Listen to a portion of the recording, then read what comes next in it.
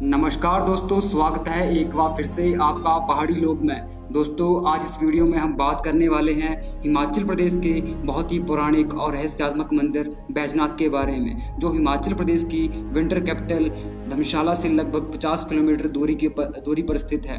दोस्तों, तो आइए जानते हैं ये पुरानी कथा क्या है। तो बैजनाथ मंदिर की पुरानी कथा कुछ इस प्रकार की है कि त्रेता युग में रावण ने हिमाचल के कैलाश पर्वत पर शिव जी के निमित्त तपस्या की थी और कोई भी फल न मिलने पर उसने घोर तपस्या प्रारंभ कर दी। अंत में उसने अपना एक एक सिर काटकर हवन कुंड में आहुति देकर शिव को अर्पित करना शुरू कर दिया। 10वां और अंतिम सिर कट जाने से पहले शिव जी ने प्रसन्न होकर उसे दर्शन दिए और रावण का हाथ पकड़ लिया। उसके सभी सिरों को पुनर्स्थापित कर शिवजी ने रावण को वर मांगने के लिए कहा। रावण ने कहा, मैं आपके शिवलिंग स्वरूप को लंका में स्थापित करना चाहता हूँ। आप 2 भागों में अपना स्वरूप दें और मुझे अत्यंत बलशाली बना दें। शिवजी ने तथास्तु कहा और लुप्त हो गए। लुप्त होने से पहले शिवजी ने अपने शिवलिंग स्वरूप 2 चिन्ह रावण को देने से पहले कहा कि इन्हें जमीन पर न रखना। अब रावण लंका को चला और रास्ते में गोकर्ण क्षेत्र जो बैजनाथ में पड़ता है वहाँ पहुँच गया। तो रावण को लघु शंका लगी। उसने बैजू नामक के ग्वाले को सब बात समझाकर शिवलिंग पकड़ा दिए और शंका निवारण के लिए चला गया। शिवजी की माया के कारण बैजू उन शिवलिंगों के वजन को ज्यादा देर सह न सका और उन्हें धरती पर रखकर अपने पशु चराने चला गया। इस तरह दोनों शिवलिंग वहीं स्थापित हो गए। जिस मंजूषा में रावण ने दोनों शिवलिंग रखे थे, उस मंजूषा के सामने जो शिवलिंग था वह चंद्रभाल के नाम से प्रसिद्ध हुआ और जो पीठ की ओर था वो बैजनाथ के नाम से जाना गया। मंदिर के प्रांगण में कुछ छोटे मंदिर हैं और नंदी बैल की मूर्ति है। नंदी के कान में भक्तगण अपनी मन्नत मांगते हैं। महमूद गजनवी ने भारत के अन्य मंदिरों के साथ बैजनाथ मंदिर को भी लूटा और क्षति पहुंचाई। सन 1540 ईस्वी में शेरशाह सूरी की सेना ने मंदिर को तोड़ा। क्षतिग्रस्त बैजनाथ मंदिर फिर से जीर्णोद्धार 1783 से 86 ईस्वी के बीच में महाराजा संसार चंद द्वितीय ने करवाया था।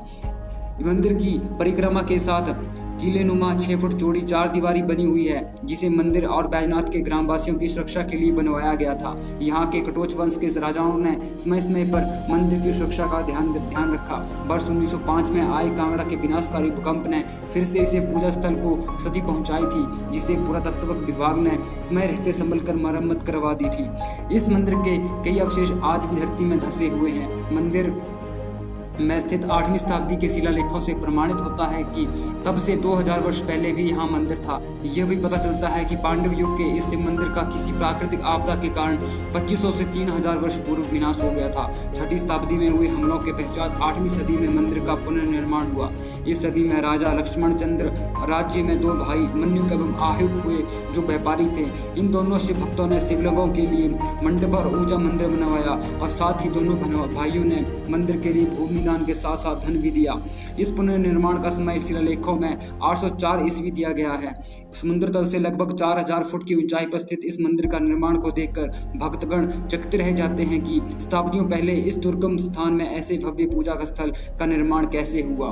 मंदिर के पीछे चंद्रकार पहाड़ियां और घने जंगलों का नैसर्गिक सौंदर्य हिमाच्छादित धौलाधार पर्वत श्रृंखला का सुंदरता में श्रृंगार का काम करता है। कंदुका बिंदुका नदियां प्रवाहित होती हैं, जो हजारों वर्ष पहले हुई प्राकृतिक आपदा से पहले मंदिर के स्थान से दूसरी ओर बहती थी। बैजनाथ का क्षेत्र भारतवर्ष में ही नहीं अपितु विश्व भर में हैंग ग्लाइडिंग के लिए सबसे उत्तम माना जाता है। बैजनाथ पहुंचने के लिए दिल्ली से पठानकोट या चंडीगढ़ ऊना से होते हुए रेल मार्ग से आप आ सकते हैं, या फिर साथ ही बस या निजी वाहन के द्वारा भी आप वहां पर पहुंच सकते हैं। दिल्ली से पठानकोट और कांगड़ा जिले में गग्गल तक हवाई सेवा भी उपलब्ध है। तो दोस्तों, किसी भी माध्यम से आप यहां पर पहुंच सकते हैं और इस रहस्यात्मक मंदिर के बारे में जान सकते हैं। तो इस तरह की और भी बहुत सारी वीडियोज को पाने के लिए दोस्तों चैनल को लाइक करो, शेयर करो, सब्सक्राइब करें। Thanks for watching this video.